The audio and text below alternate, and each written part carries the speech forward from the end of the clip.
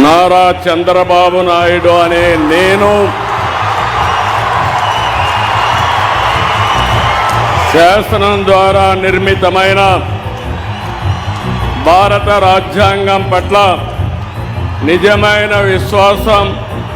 విధేయత చూపుతానని, భారతదేశ సార్వభౌమాధికారాన్ని, సమగ్రతను కాపాడుతానని ఆంధ్రప్రదేశ్ రాష్ట్ర ముఖ్యమంత్రిగా నా కర్తవ్యాలను శ్రద్ధతో, అంతఃకరణ శుద్ధితో నిర్వహిస్తానని, భయం గాని, పక్షపాతం గాని, రాగద్వేషాలు గాని లేకుండా రాజ్యాంగాన్ని, శాసనాలను అనుసరించి ప్రజలందరికీ న్యాయం చేకూరుస్తానని దైవ సాక్షిగా ప్రమాణం చేస్తున్నాను.